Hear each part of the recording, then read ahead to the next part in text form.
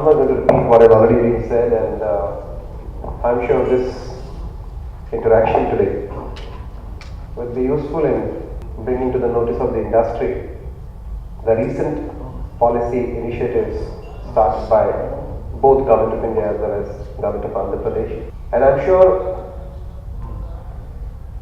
in the next year, at least in the year that starts now, the industry is going to evolve and start making use of the incentives that are, but on the one side, you don't even have that kind of a luxury, that you don't have huge foreign exchanges at your disposal.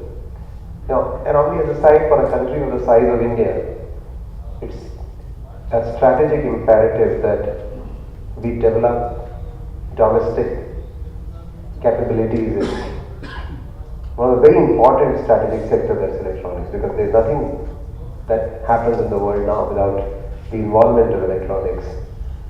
Everything that's done is done on some electronic design and some electronic system.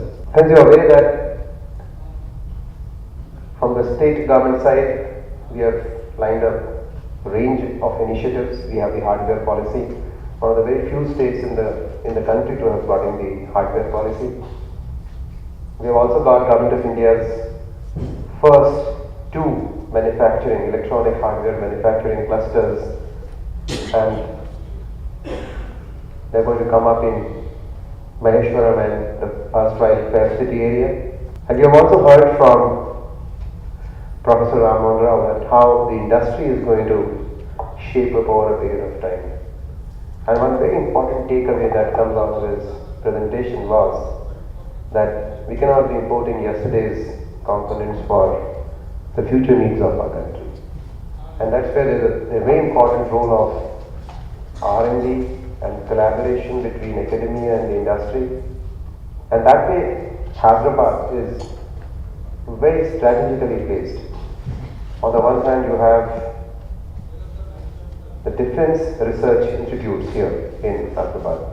And I think many of you are already associated with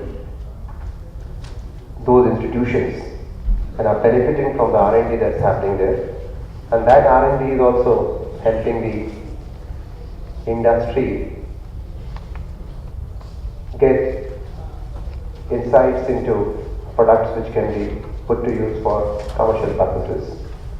On the other hand, you also have very big number of academic institutions, not of the reputed type as Dept, but still you have institutions.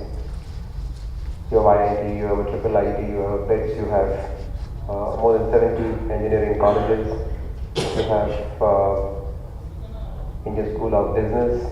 So you have a bit of a culture, but I think what's required now is concerted efforts on part of the government, industry, academia, and we would have to create an ecosystem which can support the growth of the electronics industry. Perhaps the Honorable Minister was expected to come here, but as you understand, he is still tied up with the academy work, and he also conveyed from his side, and he personally told me to convey this to you, that from our side, we are at your beck and call.